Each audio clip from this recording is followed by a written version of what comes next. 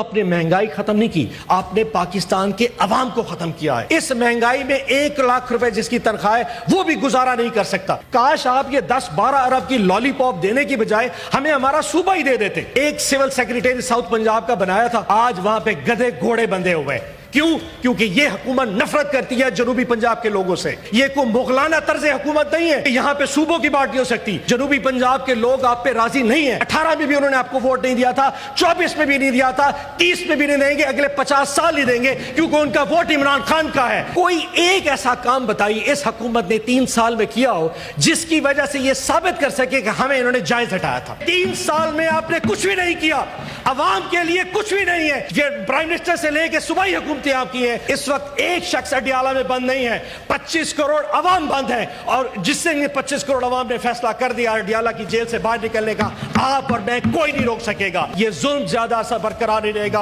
और इंशाअल्लाह वक्त दूर नहीं, जब इमरान खान वापस आएगा इसी जगह वजीर आज़म होगा और इस मुल्क में सही हुक्मरानी होगी। आपको नफरत है उन लोगों से जिन्होंने आपको वोट नहीं दिया, आप हमसे हिसाब ले लीजिए, लेकिन पाकिस्तान की अवाम और पाकिस्तान के किसान से इस तरह का जुल्म मत कीजिए। आपने IMF की मांगनी है तो मान लें, तो फिर जुल्म जिम्मेदार के क्यों?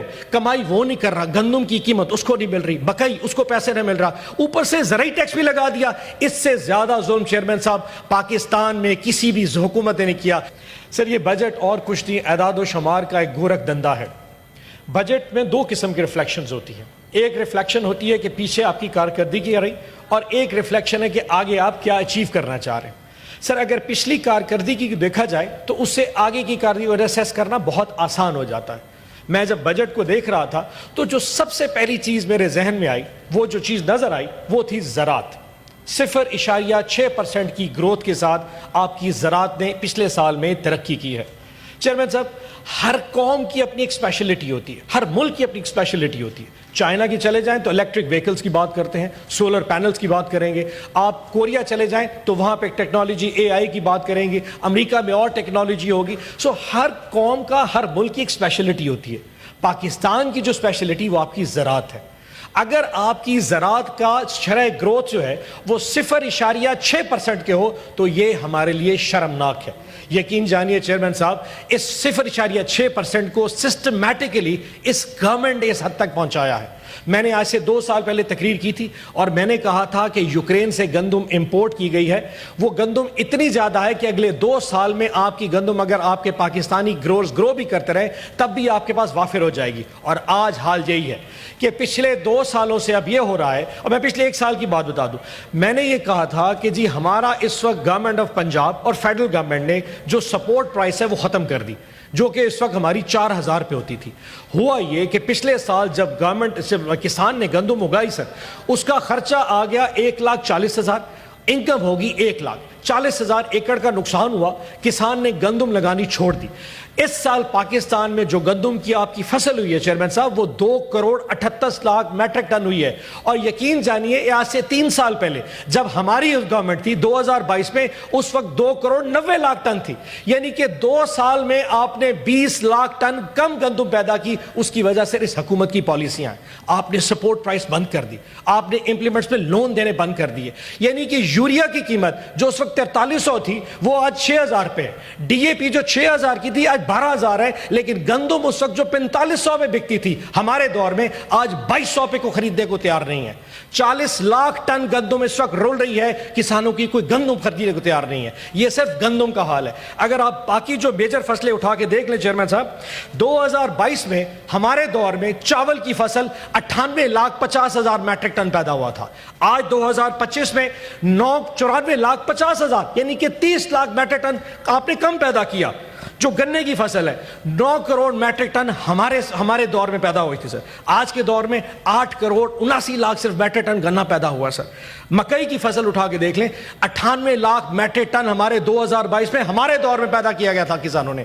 आज 94,50,000 मैट्रिक टन। और ये सिर्फ गंदम की फसलों की जो यील्ड की बात कर रहा हूं। आपकी फसलें कितनी कम, अगर आप सिर्फ कीमतों का तकाबली जायजा ले लें तो गंदम 4500 से 2200 पे आ गई, آپ کا جو چاول ہے 8,000 من پہ اس وقت کسان کا چاول بکا تھا ہمارے دور میں, آج 5,000 من پہ کوئی پرچیز کرنے کو تیار نہیں ہے.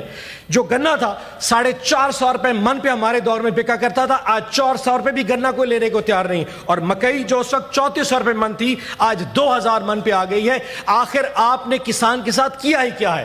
جس پاکستان جیسا ملک جہاں پہ 60% آپ کی آبادی زراعت سے منسلک ہو, اگر زراعت کے ساتھ آپ نے یہ ظلم کرنا ہے تو پاکستان آگے نہیں چل سکتا. اور ظلم چیک کریں, اس دفعہ زرعی ٹیکس لگا دیا, یعنی کہ ایک ذمہ دار جس کی 20 یا 25 ایکڑ کے قریب زمین ہو, اور اگر وہ سال میں 1,25,000 صرف انکم, نفع کی بات نہیں کر رہا, صرف انکم کما لے اور 25-30 لاکھ روپے انکم آ جائے, چیئرمین صاحب اس دفعہ 6 لاکھ روپے کا زرعی ٹیکس بھی لگا دیا گیا. بھائی آپ نے IMF کی مانگنی ہے تو مان لیں, تو پھر ظلم ذمہ دار کے پیو. کمائی وہ نہیں کر رہا, گندم کی قیمت اس کو نہیں مل رہی, مکئی اس کو پیسے نہیں مل رہا, اوپر سے زرعی ٹیکس بھی لگا دیا. اس سے زیادہ ظلم چیئرمین صاحب پاکستان میں کسی بھی حکومت نے کیا جو اس وقت کی حکومت ہے, جو فیڈرل گورنمنٹ اور پنجاب حکومت کرنے جا رہی. آپ کو نفرت ہے ان لوگوں سے جنہوں نے آپ کو ووٹ نہیں دیا, آپ ہم سے حساب لے لیجئے, لیکن پاکستان کی عوام اور پاکستان کے کسان سے اس طرح کا ظلم مت کیجئے. چیئرمین صاحب مہنگائی کی طرف آتے ہیں, ہمیں بار بار کہتے ہیں جی مہنگائی کم ہو گئی. اور کس طرف سے مہنگائی کم ہو گئی؟ 4.7% ہمیں دکھا دی مہنگائی. مہنگائی کے چیئرمین صاحب 3 مین فیکٹرز ہوتے ہیں. پہلا ہوتا ہے جس کو کنزیومر پرائس انڈیکس کہتے ہیں, اس میں سب سے پہلا جو فیکٹر آتا ہے وہ آتا ہے خوراک اور مشروبات کا. اور خوراک میں جو سب سے بڑی چیز ہوتی ہے وہ آپ کی آٹا, دالیں اور گھی کی قیمتیں ہوتی ہیں. جہاں پہ آپ نے کسان کی کمر توڑ کے گندم کی قیمت ہی 5,000 سے 2,000 پہ لے کے آ گئے, آٹے کی قیمت تو کم کر دی, مہنگائی تو کم ہو رہی تھی.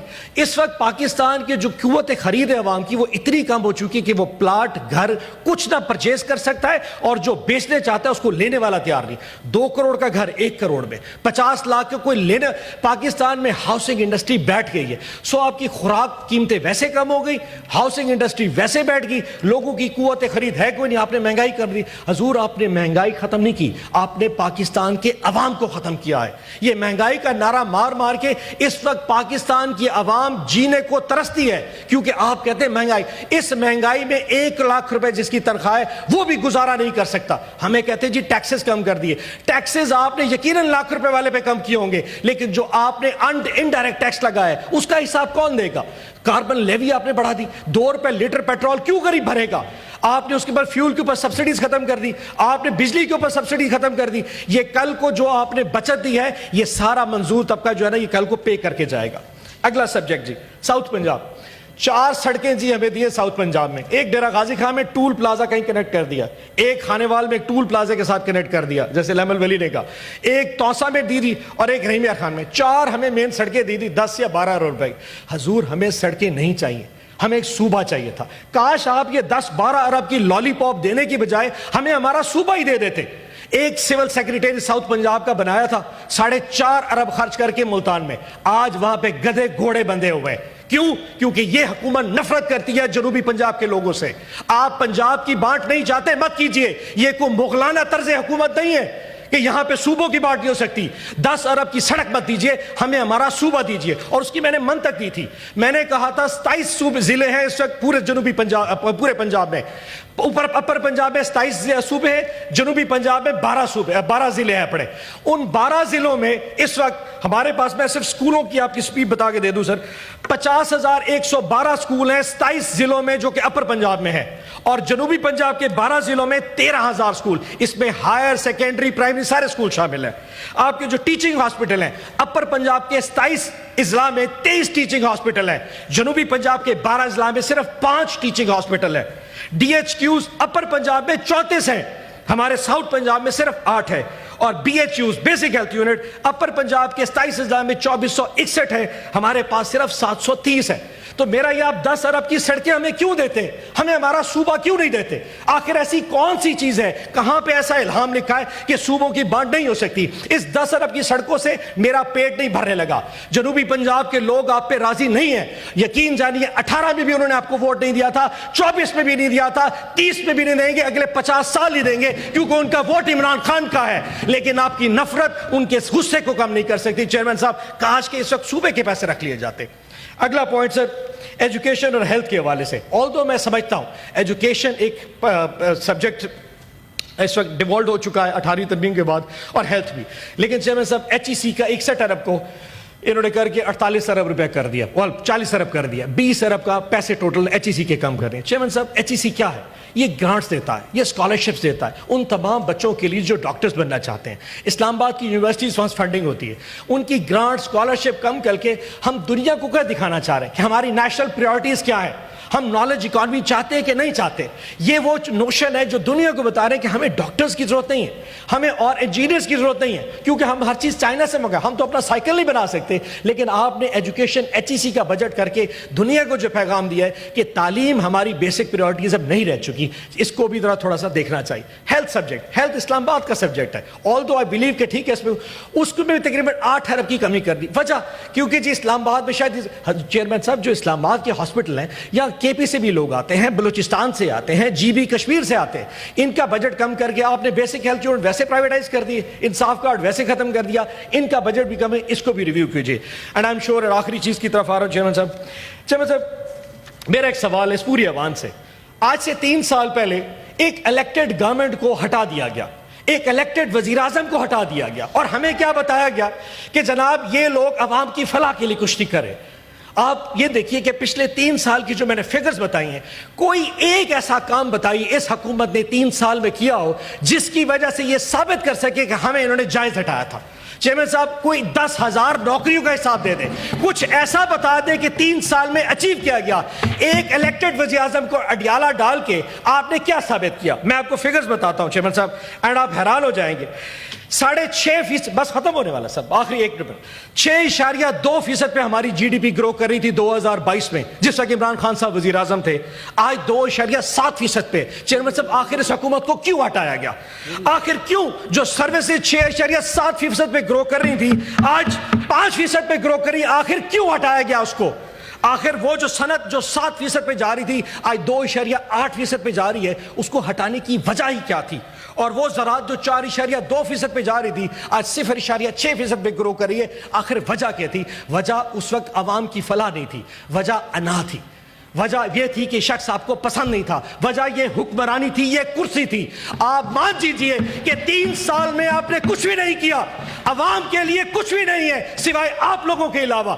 حکومتیں آپ کی ہیں، پرائم منسٹر سے لے کے صوبائی حکومتیں آپ کی ہیں، عوام کے لیے اس میں کچھ نہیں ہے. آپ کے بچے بھی آج علاج کے لیے بھائی جاتے ہیں، آپ کے بچے بھی تعلیم کے لیے جاتے ہیں، صرف اور صرف ایک شخص کو، وزیر اعظم کو، عمران خان کو جیل میں ڈالنے کے لیے. چیئرمین صاحب بتا دوں، اس وقت ایک شخص اڈیالہ میں بند نہیں ہے، 25 کروڑ عوام بند ہیں، اور جس سے یہ 25 کروڑ عوام نے فیصلہ کر دیا اڈیالہ کی جیل سے باہر نکلنے کا، آپ اور میں کوئی نہیں روک سکے گا. یقین جانیے، لوگوں کی آنکھوں میں جا کے دیکھیے، لوگوں کی آنکھوں میں جا کے دیکھیے کہ عمران خان ان کے دلوں میں بستا ہے. اور جس دن یہ نفرت اوپر بڑھ گئی نا، یقین جانیں سلاخیں بہت چھوٹی ہیں اڈیالہ کی، یہ سب ٹوٹ جائے گا. اس سے پہلے کہ لوگ انقلاب کی طرف جائیں، عقل کے ناخن لے کے اس کو اس کا انصاف دیجئے. آج آپ نے اس کی بیوی بشرا بی بی کو جس بھی کیس میں وہاں پہ رکھا ہوا ہے، یہ ظلم زیادہ عرصہ برقرار نہیں رہے گا، اور انشاءاللہ وقت دور نہیں جب عمران خان واپس آئے گا، اسی جگہ وزیر اعظم ہوگا اور اس ملک میں صحیح حکمرانی ہوگی. پاکستان زندہ باد، عمران خان زندہ باد.